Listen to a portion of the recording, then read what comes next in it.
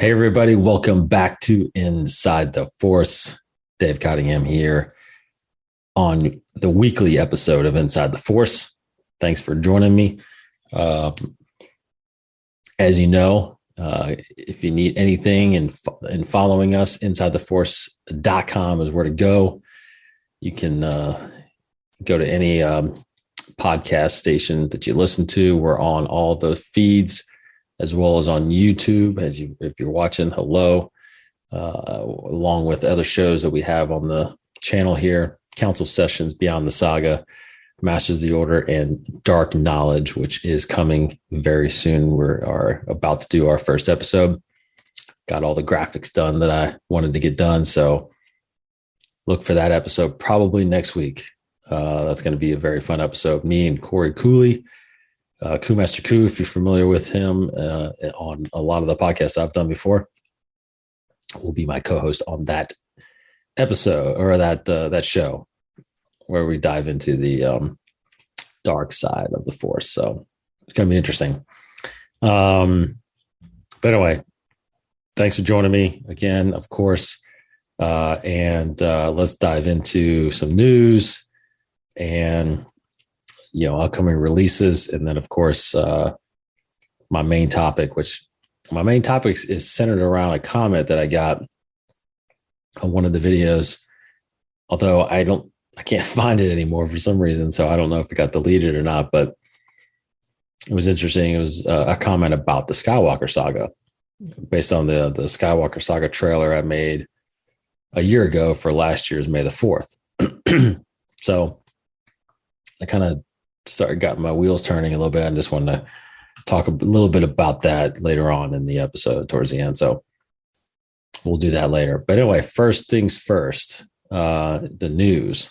Of course, last week, right before I left for Los Angeles, and no, I didn't go out there for any Star Wars things or movie things. I actually went out there for the Super Bowl because I am a born and raised Cincinnati Bengal fan. So I had to take the chance to see them in the Super Bowl, winning a Super Bowl, because I don't know if I'm ever going to get that chance again. And unfortunately they didn't win, but it was a great time. I was out there with my best friend growing up, and it was just a great time. So anyway, right before I left for that, I did a show, and then the news dropped that Obi-Wan Kenobi is debuting on May 25th, which ironically is the date of the release of the first movie. So, which is the first time we ever see Obi-Wan Kenobi, right? Played by Alec Guinness. So I probably should have saw that coming. That's a great tie-in. But I didn't. And I figured it would be sooner than that. I figured, or May the 4th at the latest, because that is a Wednesday as well. But it does seem like it's coming out. Does seem like it's coming out May 25th, and we're not getting anything until then, now that the Book of Boba Fett is over. So that is a little strange, given the fact that, we've been told the Bad Batch season 2 is coming this year.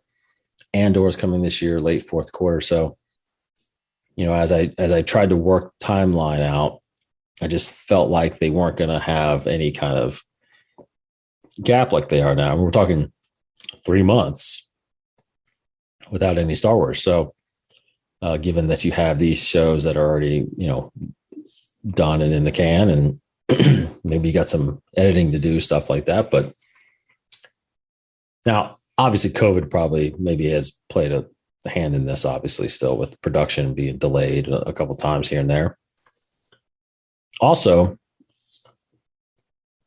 on the Mandalore podcast, we got a feedback in that said they may think that it's because of the Marvel movies, or I'm sorry, the Marvel TV shows, and that they have not crossed those before, those haven't crossed paths before, which I don't believe that's true. I'd have to look at last year.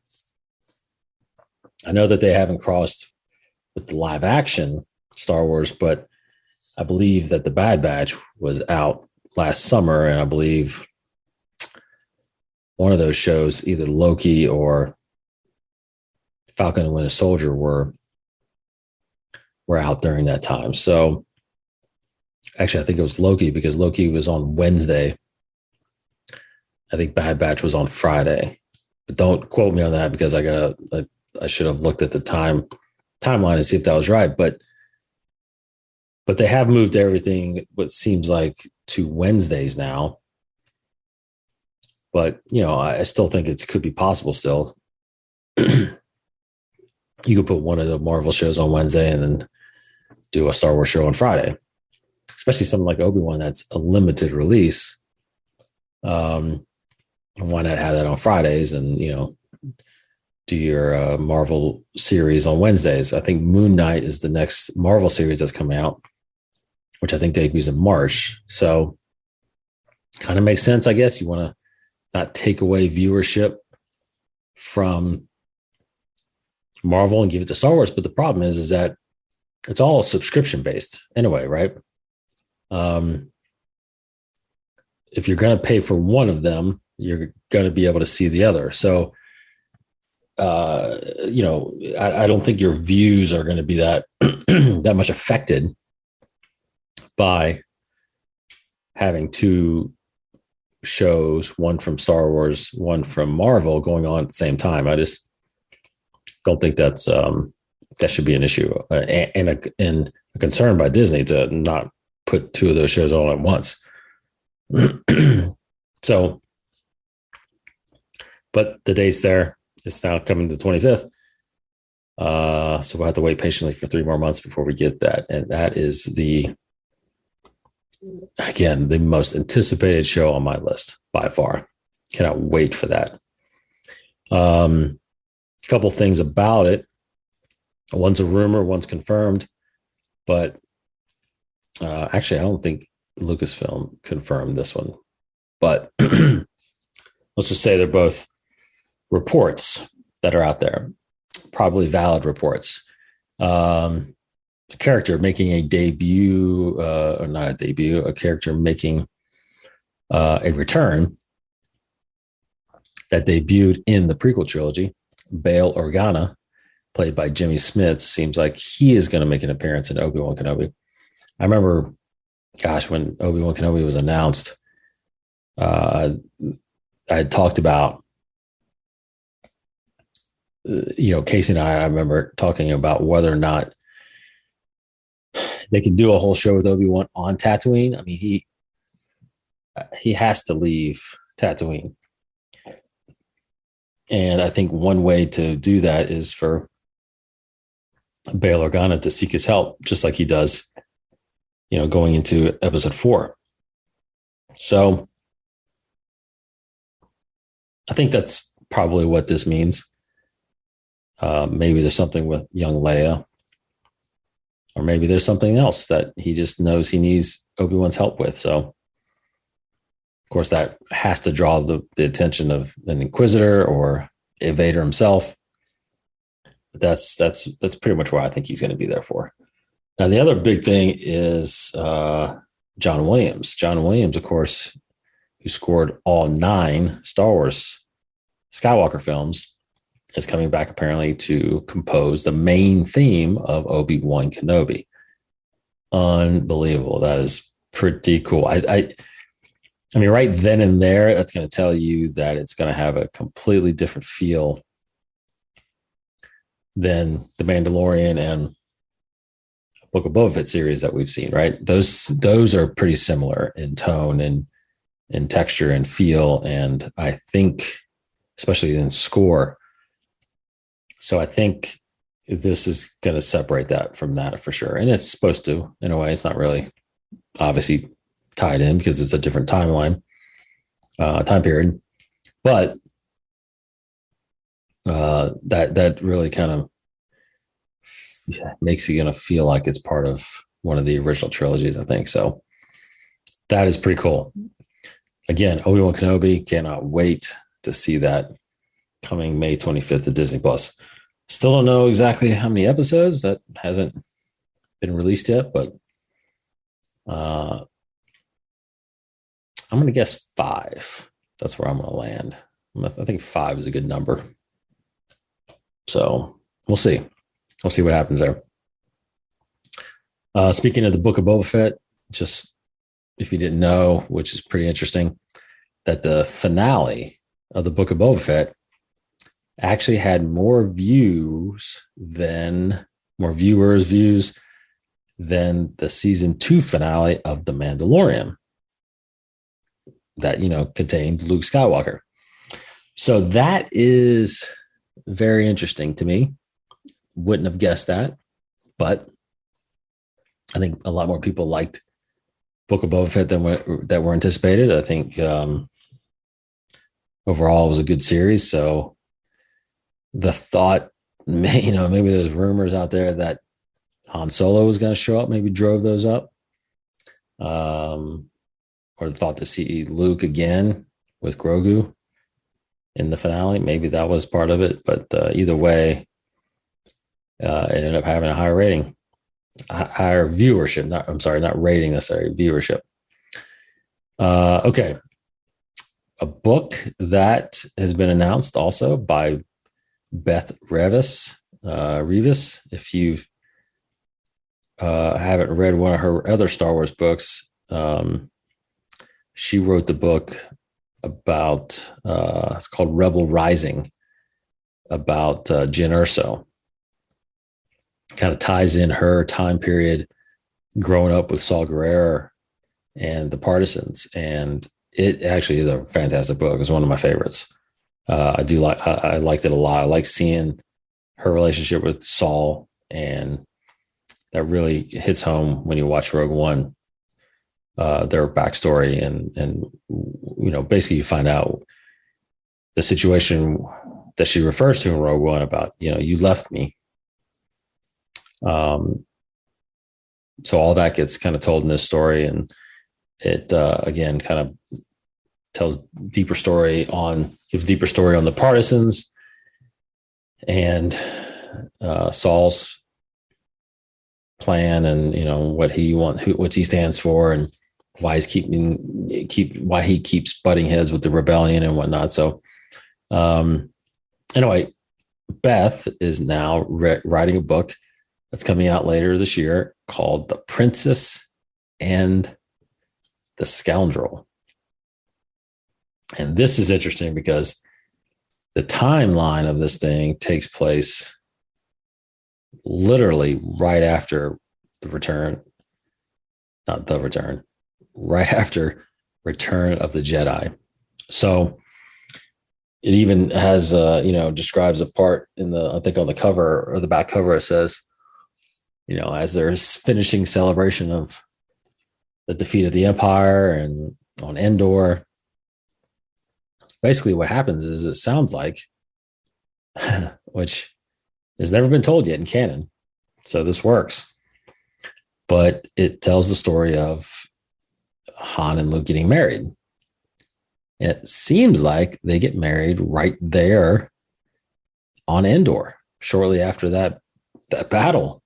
And then they, of course, leave and go and do other things, and they discover that the war necessarily isn't over, which did concern me a little bit. That when I first heard about this and kind of started reading the headlines on it, that wait a minute, they get married after Return of the Jedi and go off on some random adventure, but that was strange to me, because knowing that it took another year until they actually defeated the Empire at the Battle of Jakku. So it does seem, though, reading further, that they do acknowledge that, and they do stick kind of with that situation, because they do realize, apparently Han and Leia do realize that the war is not over and they've got some more fighting to do. So I think that's cool. I think it's interesting. Obviously, we'll probably see and hear, read about the birth of Ben, because he is born right around the time of the Battle of Jakku.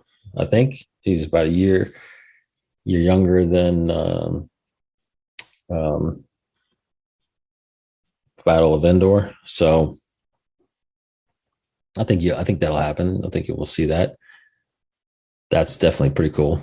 So, anyway, go get that when it comes out later this year, and that's one I really want to get into. So we'll definitely do a Beyond the Saga on that one, a big review on that one. Let's see. The Old Republic, the game, Star Wars The Old Republic, released a new cinematic trailer, and those cinematic trailers are just incredible. I love watching those. They got a brand new one out for celebrating the 10th anniversary of the Legacy of the Sith expansion. So there's another cinematic trailer out there that's really cool. Like always, it's the Sith fighting a couple Jedi and winning somehow. So but again, very, very cool looking, and I'll keep saying it until it happens, but that's the way I want a whole movie to look. Let's do a whole movie like that. Realistic sizes, realistic faces. Just pretty awesome. So hopefully we can get something like that at some point. And then you get another book that's dropping, which I thought was pretty cool. It's called Star Wars Timelines. Now, this is coming towards the end of the year. I think it might even be November. But it's basically laying out what seems to be every event that we know from the movies, the TV series, the animations, the comics, the games. It's laying it all out and going to be, laying it out and putting it in on the timeline and let us know when that stuff happens, which I thought is pretty cool. And I think it's definitely needed, right? I mean, there's so much content out there. I think everybody has a rough idea of when things happen. And I think they do a good job of telling us before it happens, but there's nowhere that actually we can go look and say, 15 years before the Battle of Yavin, this happened. So we'll have that now. I don't believe it comes out till November, but we will have that at some point, and that will be pretty neat. I think I'll be using that and referencing that a lot, because the timeline, even though it is a single timeline, which is great, not some multiverse yet. Dare I say yet? That's not a multiverse yet. One timeline, but obviously there's a lot of time on there, so it's going to start filling in those gaps. It even says it's going to go back further than the High Republic. So there's definitely, Darth Bane's canon. He was back then, so that makes sense. I'm curious to see what else is canon back there. What the game I just talked about, Old Republic, Knights of the Old Republic, the Old Republic, are those games going to be canonized? We'll see. I don't know. That is a good possibility, I would think. But we will see. Okay, so upcoming releases, novels wise, you got Queen's Hope coming April 5th, and Brotherhood May 10th, Shadow of the Sith June 28th, Padawan July 26th.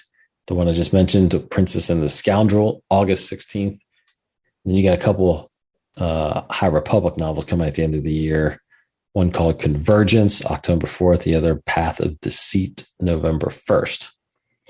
So those are your adult and young adult novels list that's coming out. Now, as far as comics go, The High Republic, number 15, out March 2nd. High Republic, Eye of the Storm, number 2, out March 2nd. You got Star Wars, number 21, March 2nd. Halcyon Legacy, number 2, March 9th.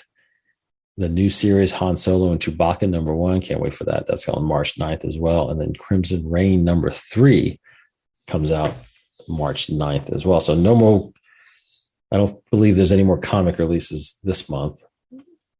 So everything's going to be hitting those shelves in March, and get some comics and read those. We will be reviewing, me and Hannah over on Beyond the Saga, we'll be reviewing the second novel, the second volume in High Republic called Heart of Drenger. I guess it's Drenger.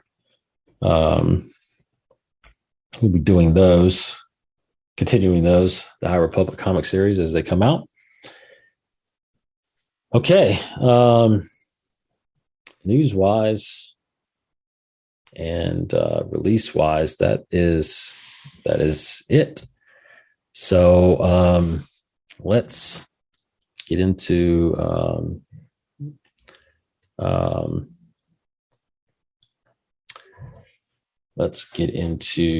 what I was going to talk about, which is the Skywalker Saga. Again, I think this is an interesting topic. Love to get people's opinions and comments on this one. And you can do that, below. You can send me an email. No worries. But again, the comment, well, I talked about the front of the episode. The comment again, it was on my Skywalker Saga trailer I put out last year. And it just says the Skywalker Saga, and it lists the original trilogy, and then it lists the prequels and the years that they came out. And it highlighted the original trilogy by saying, or the prequel trilogy by saying Anakin's rise and fall. And then the original trilogy, it just says Anakin's redemption, right? Which I 100% agree with. And to the if you want to search facts and talk to and look up interviews from George Lucas, he mentions it, that this is Anakin's story. The prequels were his rise and fall. The originals were his redemption, aided by his son Luke Skywalker. So totally agree with that. I mean, that's all the comment really was. I don't think they were looking for a certain reply or a certain feedback, but I guess he's saying that's the true Skywalker Saga. So that got me thinking. That's right. I can agree with that. But then I started looking at the sequel trilogy, the one with Rey and Ben, and of course Leia's in there, Luke's in there. And how to kind of redefine the Skywalker Saga now. And this is what and this is how I commented. I replied to that comment and I said, that is absolutely true, what you said about describing the prequels and the originals. But I would think that going forward now, this is how Disney / Lucasfilm would describe the Skywalker Saga. And I would go about it by saying that the prequels is not just Anakin's story, but Anakin and Padme's story, because obviously she marries him, becomes a Skywalker. So Anakin and Padme Skywalker, this is their story. They're by far the two main characters of the prequels. Their whole encounter, their whole meeting is what sets the stage for the entirety of the rest of the saga and the characters. And of course, they give birth to the twins, Luke and Leia. So it very much is, as we learn from Lucas and from the original trilogy, this guy Darth Vader had a life, had a wife, had kids, that he didn't know. But, we see the tragedy of Anakin Skywalker. Obviously, Shmi Skywalker was really what starts all this, but, his loss of his mother causes him much pain. And then, of course, the loss of Padme kind of puts it over the top.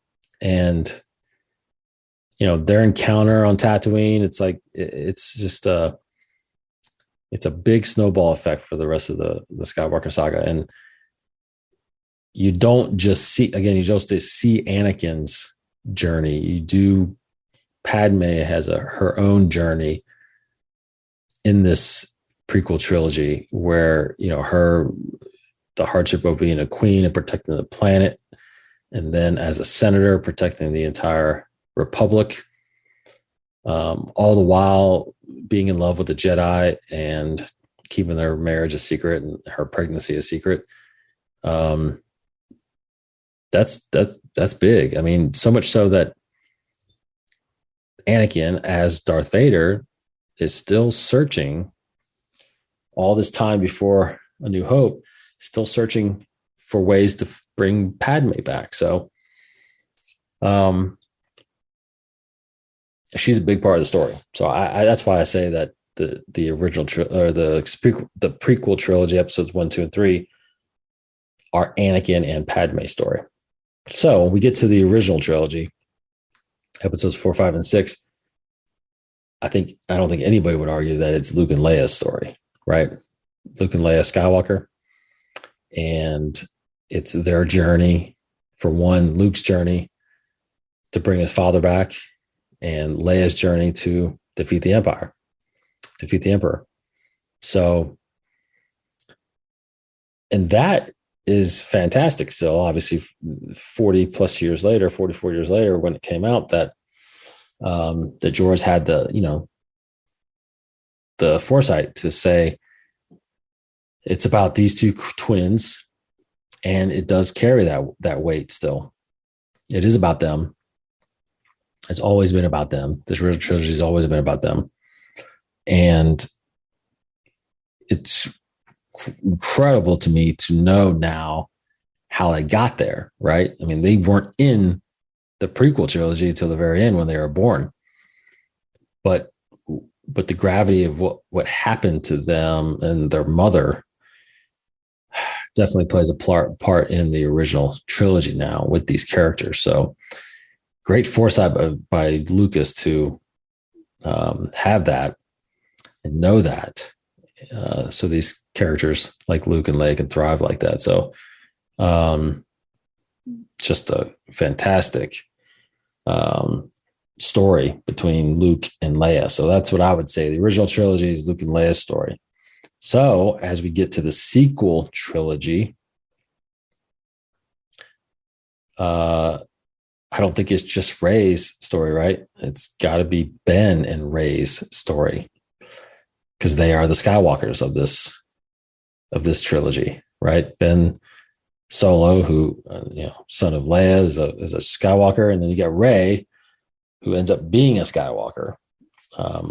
How she's a Palpatine, but that's her journey, right? Her story, how she gets from being a Palpatine into training as a Jedi and become ultimately a Jedi, and at that a Skywalker. So the only thing about this trilogy, which I think would have helped it, instead of making two movies, 7 and 8, be basically one big movie, and not having a time jump between the two. I think that kind of hurt a little bit. I think what we needed to do was focus and see more of Ben's downfall. I know they put it in a comic, but not the same. Obviously, a lot of people aren't reading the comics that watch the movies. So I feel like you should have spent the first half of episode 7, or maybe even the entirety of episode 7, seeing Ben fall to the dark side and becoming Kylo Ren. I know it's kind of a twist that we don't know who Kylo Ren is when episode 7 started, which was funny because you didn't know.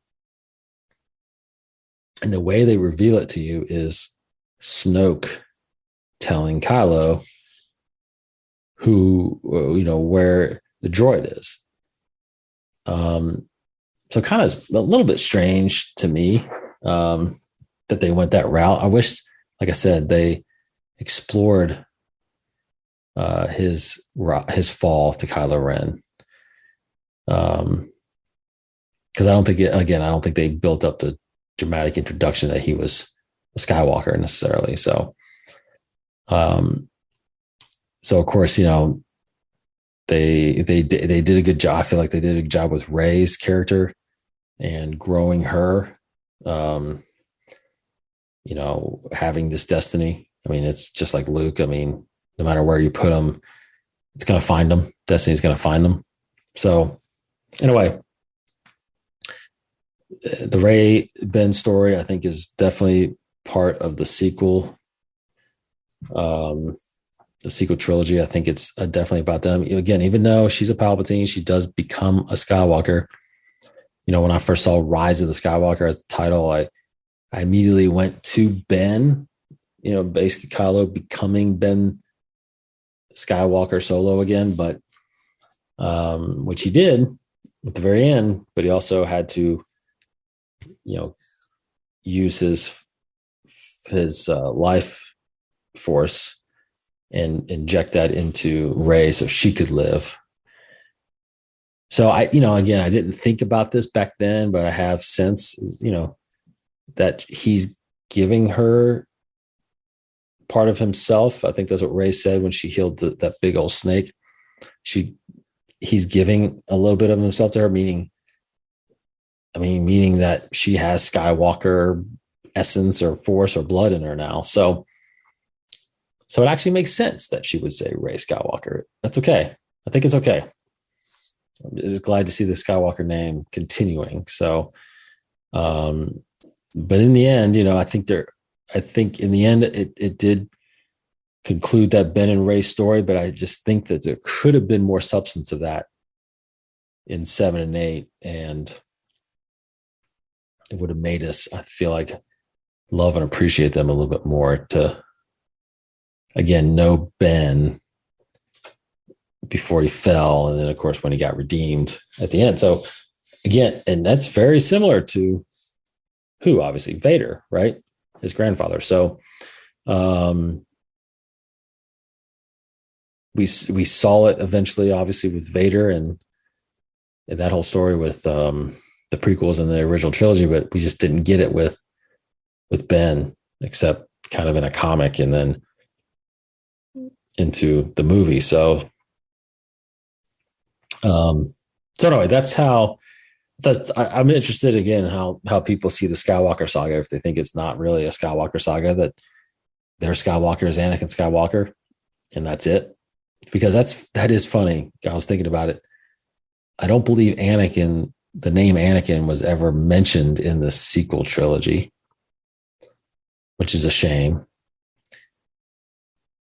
Anakin does come back at the end, when Rey is hearing all those voices. That is Hayden Christensen's voice. So Anakin makes an appearance, but never mentioned, never discussed or anything like that. So, it's tough to say that it's the Skywalker Saga is about Anakin anymore, right? So it's about that generation's Skywalker as part of that time period. So again, Anakin and Padme in the prequels, Luke and Leia in the originals, and then Ben and Rey in the sequels. I think that is how I would define the Skywalker Saga now and going forward. So anyway, I just thought I'd share that. I thought that was a pretty interesting comment. Got me thinking. Let me mention some other comments that you guys had from the last week. Jojo Jar Jar, of course, talking about chapter 7 of the Book of Boba Fett. I love the Book of Boba Fett so much. The finale as well. Totally agree with the whole series. not so much about the finale, but if you go to the Mandalore podcast, you can listen to me and Martin Donis's big review and deep dive into the finale. So I talked about it last week. I liked it, but it wasn't the greatest finale. I definitely would say I loved the series. I think it was pretty well done, pretty good. Just wish a couple things here and there, but that's any filmmaker would do that. And I'm in the business a little bit, so I kind of understand.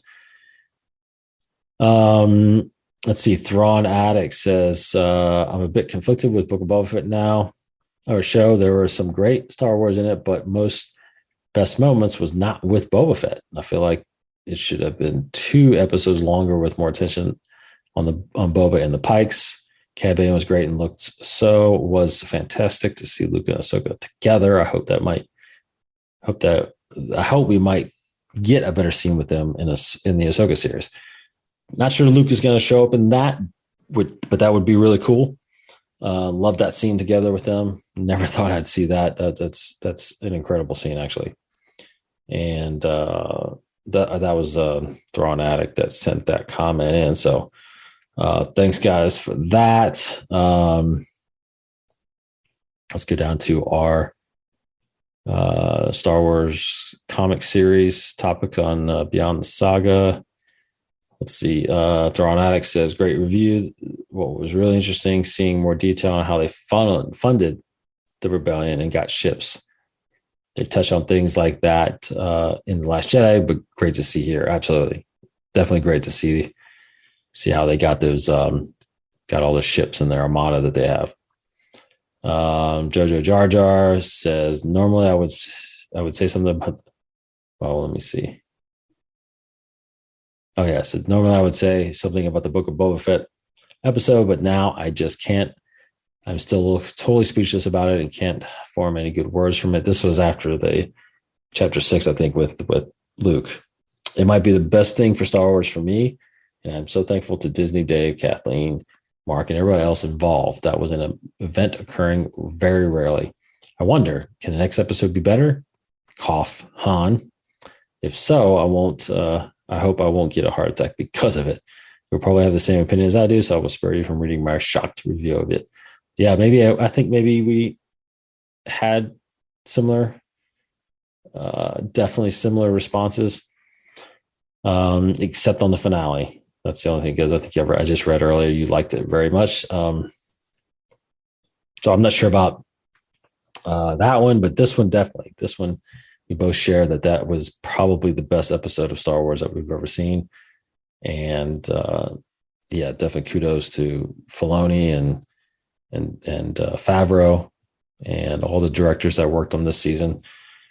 It was pretty cool. So that's it for me this week, guys. Appreciate it. Ladies and gentlemen, thank you for watching. Thank you for listening. Thank you for all the support. You can find, of course, like I said, me on Inside the Force on Twitter, Instagram, Facebook. Go to our website, insidetheforce.com, if you want to listen to all the shows there. Subscribe right there to any podcast feed you guys have. Of course, subscribe here on YouTube if you enjoy watching our episodes, or you can still listen to them. Just have them play in the background. No big deal. It really helps. And thank you for being engaging and commenting. You guys know who you are that are doing that a lot.